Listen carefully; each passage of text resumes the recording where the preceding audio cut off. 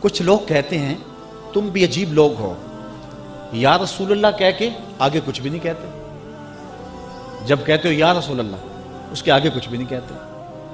وہ کہتے ہیں میں آواز دوں کسی کو، اس کا نام لے کے، بلال نام ہے بلال، تو وہ مخاطب ہوگا، آگے میں کچھ کہوں گا کہ پانی دو، یہ کرو وہ کرو، کچھ تو کہوں گا، میرے پاس آؤ، میں تمہارے پاس آنا چاہتا ہوں۔ تو تم یا رسول اللہ کہہ کے ایک دفعہ آواز دیتے ہو، پھر اس کے بعد کچھ کہتے ہی نہیں ہو، یہ تو تمہارا نعرہ ہی مکمل نہیں ہے۔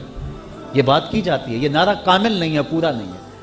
تو اس کے علماء نے بڑے جواب دیے ہیں، لیکن میں سادہ سا جواب یہ دیتا ہوں، میں کہتا ہوں کہ جب بچہ بلکتا ہے اور وہ کہتا ہے امی، آگے کچھ نہیں کہتا، ماں جانتی ہوتی ہے اسے دودھ چاہیے، یہ سردی میں ٹھٹھر رہا ہے، اسے کپڑا چاہیے، اسے بھوک لگی ہے اسے کھانا چاہیے، اسے پیاس لگی ہے اسے پانی چاہیے، بیٹے کا کام بلک کے امی پکارنا ہوتا ہے، امی کو پتا ہوتا ہے اس کو کیا دینا ہے، تو عاشق نے یا رسول اللہ پکارنا ہوتا ہے، پھر رسول کو پتا ہوتا ہے غلام کو کیا دینا ہے۔ یا ہوش میں لے لیا اور اس کو کیا چاہیے تسلی دیتے رہے۔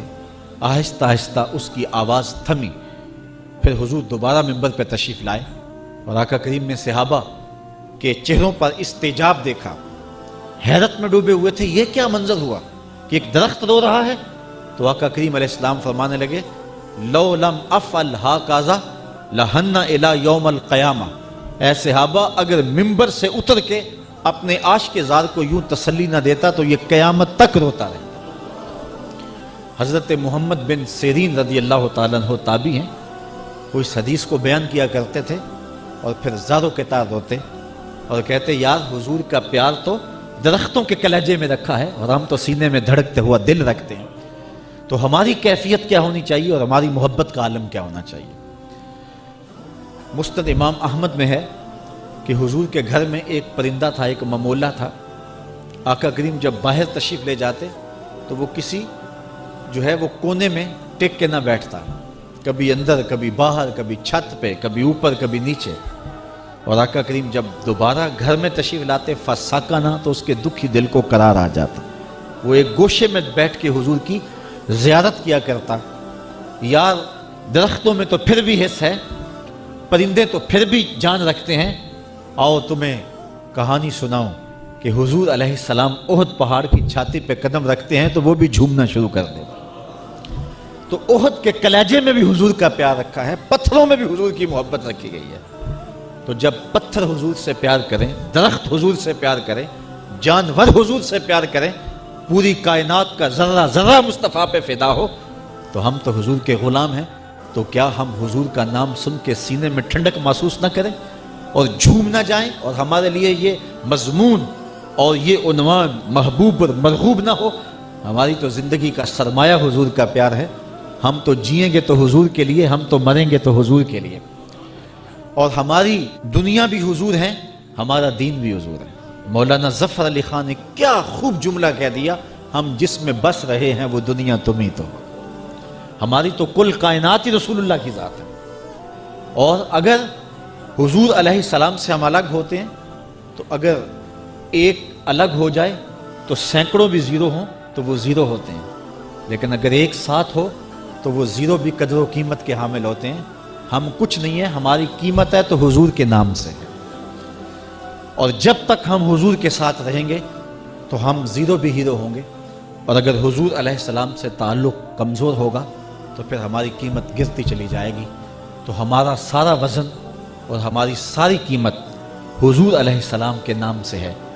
اقبال نے یہ خلاصہ بیان کیا کہ اگر تم پست کو بالا کرنا چاہتے ہو اور اگر تم پستیوں کو بلندیاں دکھانا چاہتے ہو تو ایک ہی نسخہ ہے، اور یہ نسخہ کیمیا ہے کہ حضور علیہ السلام کے ساتھ جڑ جاؤ تو زمانے میں سرخود ہو جاؤ گے اور کامیاب ہو جاؤ گے۔ اور جو لوگ حضور علیہ السلام کے ساتھ وابستہ ہوئے پھر انہوں نے عزتیں پائی۔ آپ سے ایک سادہ سوال پوچھتا ہوں کہ جب میرے حضور تشریف لائے تو زمانے کے خاقان کا نام کیا تھا؟ عالی مرتبت علماء کرام جو تاریخ کا گہرا مطالعہ رکھتے ہیں تو ان کی نظر میں اور ان کے ذہن مبارک میں وہ نام ہو تو ہو، ورنہ ہم سب قاصر ہوں گے کہ اس دور کے خاقان کا نام کیا تھا۔ اگر میں پوچھوں کہ اس دور کے کیسر کا نام کیا تھا تو اس کا جواب بھی مشکل ہوگا۔ علماء کرام کے علاوہ جواب دینا ہمارے بس میں نہیں ہوگا۔ اگر میں کہوں کہ اس دور کے کسرا کا نام کیا تھا تو بہت تھوڑے لوگ جانتے ہوں گے، یہ اس دور کا اوباما تھا۔ لیکن اس حال میں اور اوپر دو حالوں میں اور اس سے پچھلے حال میں اور باہر تاحد نظر لوگ جو بیٹھے ہیں تو شاید انگلیوں پہ گنے جا سکیں جو بتائیں کہ اس دور کے کسرا کا نام کیا تھا، جبکہ اس دور کا جو ہے وہ اوباما تھا۔ لیکن میں اگر یہ سوال کروں کہ مجھے بتاؤ کہ میرے رسول کے مؤذن کا نام کیا تھا، تو ایک ایک بچہ اٹھ کے بلال حبشی کے نام کا نعرہ لگائے گا کہ نہیں لگائے گا؟ تو پھر وزن تو ہے حضور کے ساتھ، نام تو ہے حضور کے ساتھ۔ پھر آئیے اقبال کا پھر لہجہ دیکھیے، اقبال یہ کس کے عشق کا فیض عام ہے، رومی فنا ہوا حبشی کو دوام ہے۔ رومی مٹ گیا اور حبشی وہاں چلا گیا جہاں شہنشاہ روم بھی نہیں پہنچ سکا ہے۔ آج بھی دلوں پہ حکومت بلال حبشی کی ہے۔ بلال کا کالا رنگ حوروں کے ماتھوں پہ تلک لگا کے سجایا گیا ہے، اور رومی کا نام بھی مٹ گیا، اس کا نشان بھی مٹ گیا۔ اگر چاہتے ہو کہ لازوال ہو جائیں، اگر چاہتے ہو کہ امر ہو جائیں، اگر چاہتے ہو کہ نام بھی نہ مٹے اور ذکر بھی نہ مٹے، تو آؤ حضور کے نام پہ قربان ہو جاؤ۔ حضور کے نام پہ قربان ہونے جانے والا امر ہو جاتا ہے اور زمانہ اس کا نام نہیں بھولتا۔ یار ایک منڈا تھا، اس کو جانتا کوئی نہیں تھا۔ میں نے اس کے محلے کے لوگوں سے پوچھا ہے، چند اس کے جو قربت والے لوگ تھے اور وہ جانتے تھے، وہ کہتے ہیں بچپن میں باہر نکل گیا اور ہمیں نہیں پتا کہ اس نام کا لڑکا بھی ہے۔ لیکن پھر ایک دن آیا کہ ہر شخص کا رخ بھوک کشمیریاں کی جانب تھا، اور میں نے خود اپنی آنکھوں سے دیکھا کہ آمر چیمہ کی گلی کے اندر اتنے گلدستے پڑے ہوئے تھے کہ گزرنے کی جگہ نہیں تھی۔ اور جس نے اس کو دیکھا تھا، شک پڑا کہ میں نے اس کو دیکھا ہوا ہے، وہ بھی چھاتی تان کے کہتا تھا ہاں میں اس کا یار ہوں۔ یار اسے تو کوئی جانتا نہیں تھا، لیکن زمانہ اس کا یار بن رہا ہے، اور لوگ جو اس کے والد سے دور کی شناسائی رکھتے ہیں وہ بھی کہتے ہیں جی میرے بڑے پرانے تعلقات ہیں۔ یہ تعلقات کیسے جاگے اور یہ کس طرح شناسائی ہوئی؟ یہ صرف ایک ہی نام ہے، اور وہ نام ہے میرے محمد عربی صلی اللہ علیہ وسلم۔ اللہ اکبر، یا رسول اللہ۔ نہیں تو لاہور کے کوچائے چابک سواراں کی کہانی سن لو۔ بیٹا لوہاروں کا ہے اور دکان پہ ٹھک ٹھک کرتا ہے، اور اسے کوئی گلی میں بھی نہیں جانتا۔ اور پھر ایک دن آیا، وہ زمانے کے سینوں کے اندر دھک دھک کرنے لگا۔ امیر ملت پیر جماعت علی شاہ رحمۃ اللہ تعالی، اس زمانے میں جن کے 1,00,000 مریدین تھے، کوئی معمولی نام نہیں ہے امیر ملت علیہ رحمہ کا۔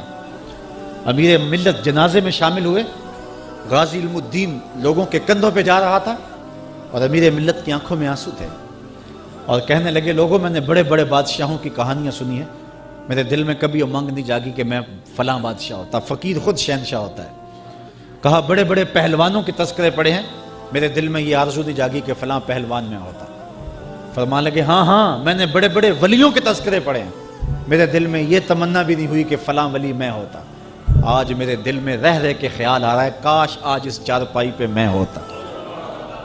میں نے خود اپنی آنکھوں سے غازی عامر چیمہ کہ مزار کی پائنتی پر ایک سید زادے کو روتے ہوئے دیکھا ہے، اور وہ ساتھ کہہ رہا تھا ربا میں تینوں یہ نہیں کہنا مینوں عامر چیمہ بنا دے، مینوں دے قدماں دی مٹی ہی بنا دے۔ تو یہ سرخروئی ہے حضور علیہ السلام کے دامن سے وابستہ ہونے کا، یہ صلہ نصیب ہوتا ہے۔ ہر کے عشق مصطفیٰ سامان اوست، بحر و بر در گوشائے دامان اوست۔